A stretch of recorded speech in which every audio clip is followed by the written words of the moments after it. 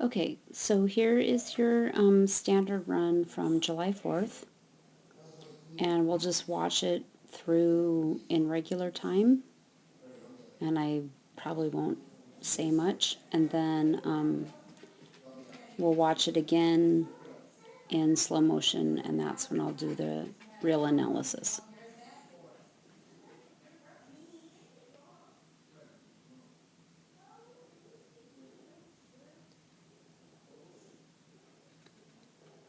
This looks good. You had a little trouble at the jump 3 or whatever that was. This all looks good though.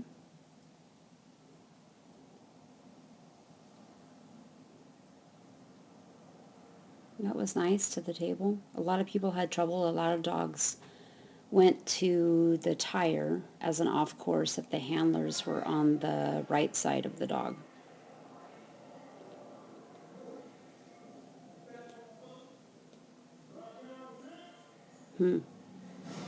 Connie had that same problem. Okay, so let's see. We're going to slow it down. She goes into the chute. It looks pretty good. Okay, so you just got a little ahead of her here, and I don't know you guys well enough, but from what I've seen from class, the first time she runs, the first like maybe 5 to 6 obstacles, she's a little tentative, or I don't know what the right word is. Maybe that's not the right word. But here, so you're ahead of her, which is fine. But see how you're pulling away right here, and see, she's actually even coming with you. So let's back it up a little bit. So here she kind of looks like she's going to the jump just fine. And your arm is up and your head is turned, which is awesome. I mean, there's really no better way to cue that jump. But given how she runs at the beginning of a run, you probably need to be a little bit more careful because you just sort of pulled away and she came right with you.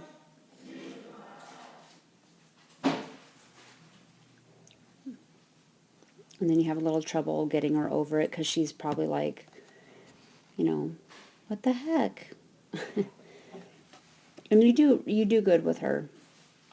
You don't I don't think you ask too much of her. So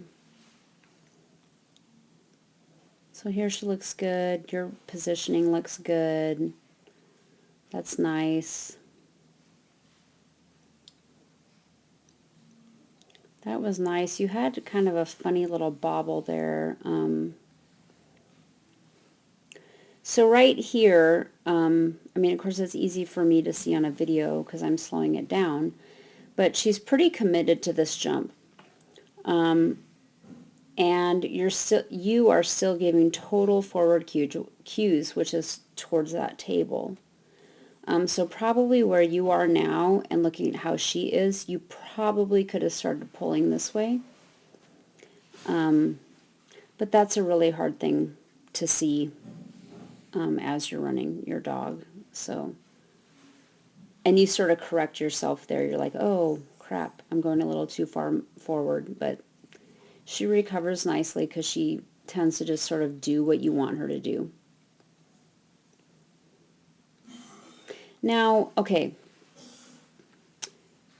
I kind of don't like this blind cross on the teeter because she was really good and she stopped and she's been with you to this point. I think it would be better if you did a front cross because you stay a little bit more connected with your dog when you do a front cross, right? Because your shoulders face them, your head and your face faces them. So I think it would be a little bit better for her than doing this. You stay on the teeter, and I'm going to go in front of you and turn your back to you and change sides, if that makes sense. I mean, it worked, but I'm just thinking about her, how she is, and from what I've seen, and she tends to need a little bit more confidence about what she's doing. And so the less you turn your back on her, the better. That was really nice. She didn't even look at the tire.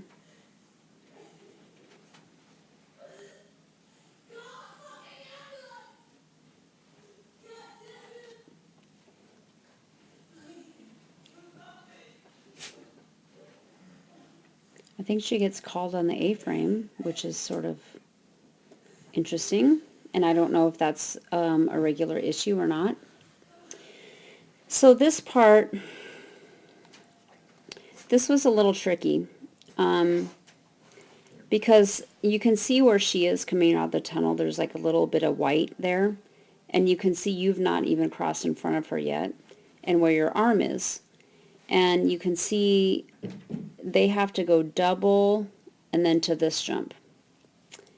So let's watch your motion and your line that you draw. It's really hard to see from this angle too.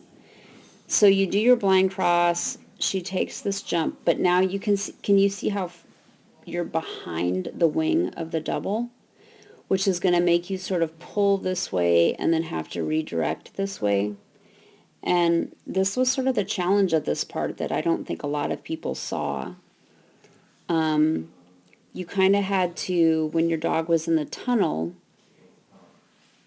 set yourself way up, way over here, kind of to where you are now, but a little bit beyond that to the right, so that when your dog was coming out of the tunnel, you could drive straight this way. And I saw several people have trouble with this part. So you're behind the wing. You can already see your dog is turning towards you here.